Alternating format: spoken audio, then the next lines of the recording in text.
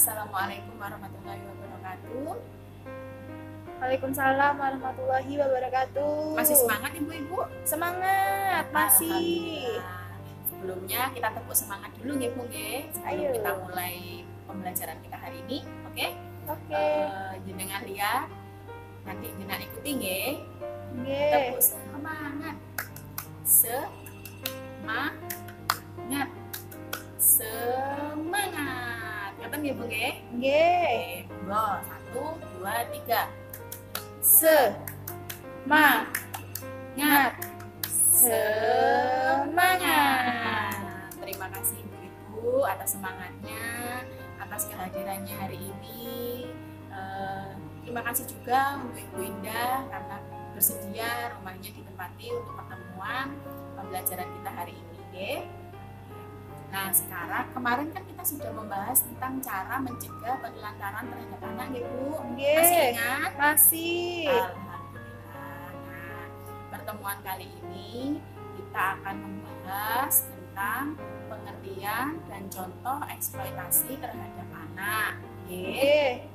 Nah, kira-kira jenengan pernah nggak Bu menyuruh anak untuk bekerja? Pernah Pernah. Seperti apa Ibu contohnya? bekerja di dalam rumah seperti membantu pekerjaan bersih-bersih rumah. membantu Nggih. pekerjaan rumah. Nggih. Terus apa ya, belajar Disuruh itu. belajar. Ya sudah Bu, itu aja Oh, nggih, rata-rata. alhamdulillah nggih Bu nggih. Jadi kalau jenengan seumpama menyuruh anak membantu di rumah, jenengan kira-kira menemani anak apa mboten? Menemani, tapi saya juga bagi tugas. Biasanya saya nyapu, anak-anak cuci Oh piring. ya. Mungkin ada yang lain Ibu-ibu. Ya biasanya saya masak, nanti anak-anak yang menyiapkan kayak wadahnya gitu. Oh ya, nggih. Jadi gini ya Bu, kalau kita menyuruh anak untuk membantu pekerjaan rumah atau pekerjaan kita lah nggih. Nah, kita harus juga menemani Bu. Jadi kita menyuruh, juga kita memberikan contoh. Jadi tidak asal ngomong saja nggih. Nggih. Nah, gitu nggih. Jadi seumpamanya jenengan yang masak, anaknya yang cuci piring, Nggih. jenengan yang bersih-bersih rumah, bersih ngepel, anaknya yang nyapu. Ngoten nggih Bu nggih. Nggih. Jadi anak itu ditemani Bu. Jangan disuruh, namanya jenengan nyuruh. Lah kok nyuruh tapi jenengan mainan HP. Nggih. Jenengan tidur tapi anak disuruh. Kan Nggih. kasihan nggih. Jadi kita sebagai orang tua harus memberikan contoh kepada anak nggih. Nggih. Nah, kalau jenengan kira-kira pernah nggak Bu melihat anak yang membantu mencari uang Bu? Pernah? Yang bekerja? Iya pernah. Oh pernah. Seperti apa itu Bu? Seperti di jalan raya itu Bu, biasanya suruh ngamen. Oh iya. Terus karena rumah deket pelabuhan itu biasanya disuruh nyari ikan kayak gitu. Nggih, ya Allah. Seperti itu Bu. Itu sebenarnya kan anak-anak itu masanya untuk belajar gitu, bukan untuk mencari uang. Jadi memang kasihan Bu anak-anak yang sudah bekerja terus putus sekolah lalu apa nggih. Jadi masa kanak-kanaknya itu mereka tidak dapat secara maksimal. Mungkin mereka tidak merasakan, belum merasakan, cuma nanti dampak psikologisnya ke depannya itu memang sangat berpengaruh Ibu. Jadi sebisa mungkin anak-anak nanti nggih Bu nggih, sesuai umurnya mawon. Jadi memang kalau anak-anak memang harusnya belajar, nggih. Nah, di sini supaya jenengan lebih jelas, kita lihat film dulu nggih Bu. Tetap semangat kan nggih? Nggih. Oke. Kita lihat film tentang eksploitasi anak.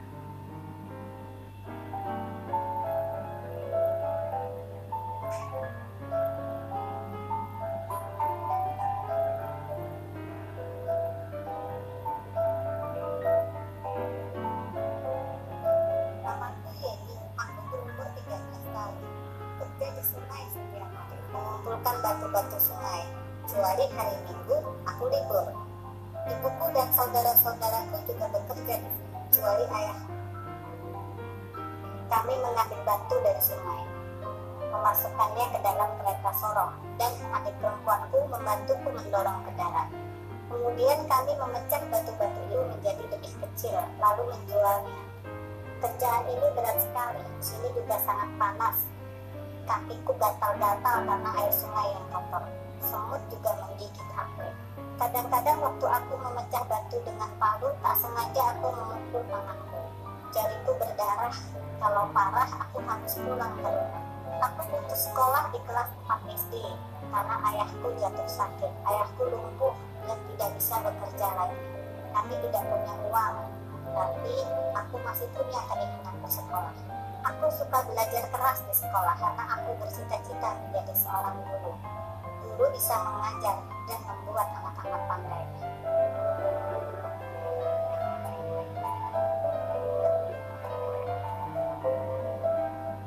Namaku Citra. Aku membantu ayahku menambang batu di bukit. Batu-batu besar dan tajam. Jadi pekerjaan ini sangat berat buatku. Tapi aku ingin membantu orang tuaku. Aku juga memasak pada pagi dan sore hari. Aku mencuci pakaian dan menyapu rumah. Sementara ibuku menjaga adik-adikku. Aku sudah tidak bersekolah lagi. Waktu itu, orang tuaku tidak mampu membayar biaya ujian dan buku-buku.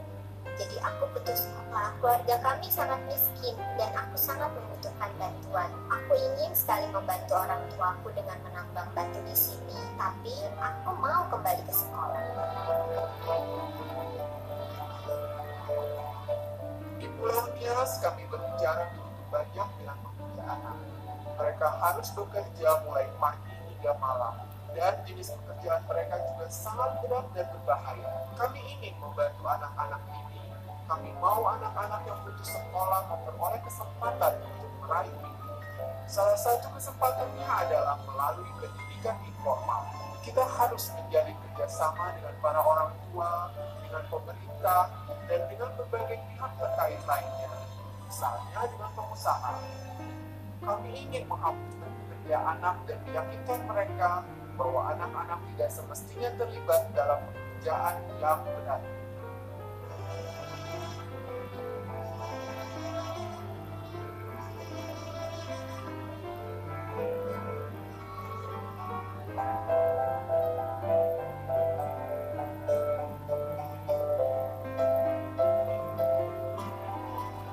Ayo ibu diperhatikan.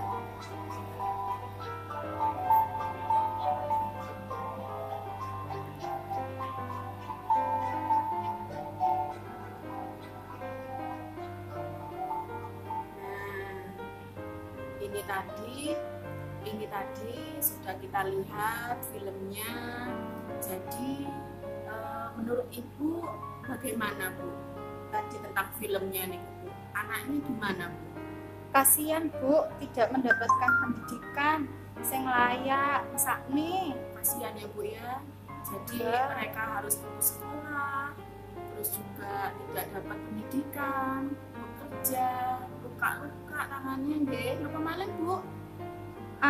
Terus apa ya, harus menghidupi keluarga itu loh Bu, misalnya Bu, bagian itu. Kenapa Bu tadi kok harus menghidupi keluarga Bu? Karena pertama anak-anak adik-adiknya juga masih kecil-kecil. Kemudian yang pertama tadi bapaknya sakit, akhirnya tidak ada yang menafkahi, seperti itu Bu. Kasihan ya Bu ya. Alhamdulillah ibu-ibu di sini tidak ada ini yang mempekerjakan anak seperti itu ya Bu ya. Mboten enten. Dengan semua suami istri masih kuat, masih sehat nggih bekerja Insya nggih. Allah. Alhamdulillah Ibu. Jadi karena memang anak-anak itu putus sekolah, mereka harus bekerja karena terhimpit ekonomi juga. Jenengan kira-kira pernah nggak Bu melihat anak yang seperti itu Bu? Menemukan nggak anak yang seperti itu? Ya mungkin ya itu Bu, paling cuma pengamen sama itu yang nyari ikan. Yang kan kalau nyari ikan di laut Bu, kasihan. Suka nggak pulang. Iya. Kadang anak-anak itu ada yang memang sudah terhimpit ekonomi, kebutuhan, lalu memang pikirnya aku daripada sekolah, mending aku nyari uang membantu perekonomian keluarga.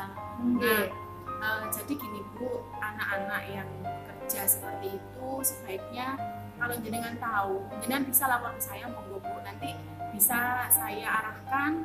Di sini kan ada PKBM Bu, PKBM Mandiri Sejahtera di Belambangan ada. Oke. Nah, nanti saya arahkan agar dia tidak putus sekolah Bu. Kalau memang dia sudah tidak sekolah, nanti saya daftarkan di sana.